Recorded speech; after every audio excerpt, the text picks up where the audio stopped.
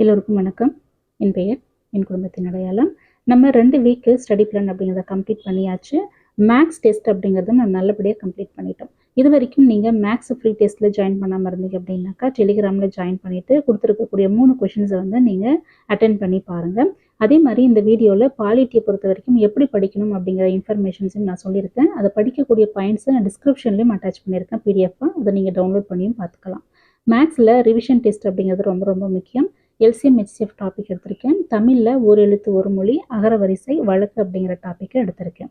ஜிஎஸை பொறுத்த வரைக்கும் பாலிட்டியில் மாநில அரசு அண்ட் உள்ளாட்சி அமைப்பு அப்படிங்கிற டாபிக் 2 எடுத்திருக்கேன். ரொம்ப ரொம்ப முக்கியமான 2 டாப்பிக்கு. ஸ்கீம்ஸை பொறுத்த வரைக்கும் சென்ட்ரல் கவர்மெண்ட்டில் 5, ஸ்டேட் கவர்மெண்ட்டில் 5 அப்படின்னு சொல்லிட்டு டோட்டலாக 10 ஸ்கீம்ஸ் அப்படிங்கிறத எடுத்திருக்கேன். பாலிட்டியை பொறுத்த வரைக்கும் எப்படி படிக்கணும் அப்படிங்கிறத தெரிஞ்சுட்டு நீங்கள் படிங்க. ஆல்ரெடி நம்ம 2 வீடியோவில் சொல்லியிருக்கோம். சென்ட்ரல் கவர்மெண்ட் ஆகட்டும், இந்தியன் கான்ஸ்டியூஷன் ஆகட்டும், என்ன மாதிரியான இன்ஃபர்மேஷன்ஸை நீங்கள் தெரிஞ்சு வச்சுட்டு படிக்கணும் அப்படிங்கிறதையும் சொல்லியிருப்பேன். அதே மாதிரி நீங்கள் பென் எடுத்துக்கோங்க, நோட் எடுத்துக்கோங்க. நான் சொல்லக்கூடிய பாயிண்ட்ஸ் அப்படிங்கிறத நோட் பண்ணிக்கோங்க. இந்த பாயிண்ட்ஸ் எல்லாமே ஸ்டேட் கவர்மெண்ட் படிக்கும் பொழுது நீங்கள் நோட் பண்ணியிருக்கீங்களா, இது எல்லாமே கவர் பண்ணியிருக்கீங்களா அப்படிங்கிறதையும் பாயிண்ட் அவுட் பண்ணிக்கிறது ரொம்ப ரொம்ப முக்கியம். இதில் மாநில அரசு அப்படின்னு எடுக்கும் பொழுது நிர்வாகத்துறை, சட்டமன்றம், நீதித்துறை அப்படின்னு சொல்லிட்டு 3ஆக ஸ்ப்ளிட் பண்ணலாம். நிர்வாகத்துறையை பொறுத்த வரைக்கும் ஆளுநர், முதலமைச்சர், மாநில அமைச்சரவை, மாநில தலைமை வழக்கறிஞர் அப்படின்னு சொல்லிட்டு 4 பேர் தான் அந்த நிர்வாகத்துறைக்கு கீழே வருவாங்க.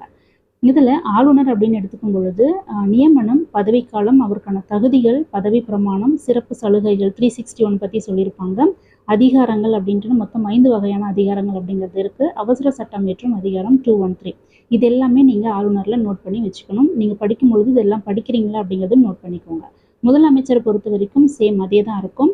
மாநில அமைச்சரவைக்கும் அதுவே தான் நமக்கு வரப்போகுது. ஸோ இதில் ஏதாச்சும் ஒரு பாயிண்ட்ஸ் வந்து அவங்களுக்கு ஏதாச்சும் சலுகைகள் கொடுத்துருக்காங்களா, அந்த மாதிரியான இன்ஃபர்மேஷன்ஸும் நீங்கள் நோட் பண்ணி வச்சுக்கிறது ரொம்ப ரொம்ப இம்பார்ட்டண்ட்.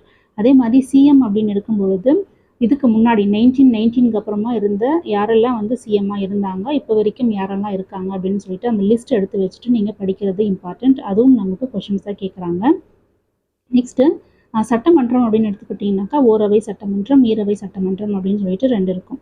இதில் ஈரவை சட்டமன்றங்கள் இருக்கக்கூடிய ஸ்டேட்ஸ் எல்லாம் எது எது அப்படிங்கிறத நோட் பண்ணி வச்சுக்கோங்க. ஃபஸ்ட்டு 7 இருந்தது, இப்போ 6 அப்படின்னு சொல்லிட்டு இருக்குது. அதெல்லாம் எது எது அப்படின்றத நீங்கள் தெரிஞ்சு வச்சுக்கோங்க. ஸ்டேட்ஸ் ரொம்ப ரொம்ப இம்பார்ட்டண்ட். சட்டப்பேரவை அப்படின்னு எடுக்கும் பொழுது அதில் இருக்கக்கூடிய உறுப்பினர்களுடைய எண்ணிக்கை என்ன, அவங்களுக்கான பதவிக்காலம், அவருக்கான தகுதிகள், பதவி பிரமாணம், அதிகாரங்கள் ரொம்ப ரொம்ப முக்கியம். சபாநாயகர், துணை சபாநாயகர், இவங்களை பற்றின இன்ஃபர்மேஷன்ஸை நீங்கள் தெரிஞ்சு வச்சுக்கிறது உங்களுக்கு மார்க்ஸ் வந்து நிறைய கொடுக்கறதுக்கு சான்சஸ் அதிகமாக இருக்கும்.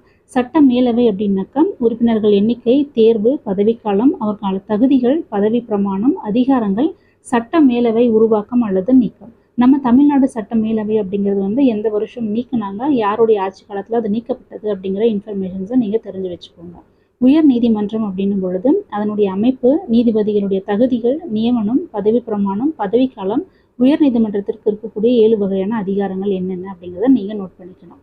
இதில் நம்ம சென்னையை பொறுத்த வரைக்கும் சென்னை உயர்நீதிமன்றம் அப்படிங்கிறது வந்து ஃபஸ்ட்டு என்னவா இருந்தது, அதுக்கப்புறம் என்னவா மாறுச்சு, அது எப்பொழுது உருவாக்கப்பட்டது, எப்பொழுது அதனுடைய பெயர் மாற்றம் அப்படிங்கிறது கொண்டு வரப்பட்டது அப்படின்ற இன்ஃபர்மேஷன்ஸை நீங்கள் தெரிஞ்சு வச்சுக்கிறது ரொம்ப ரொம்ப இம்பார்ட்டண்ட்.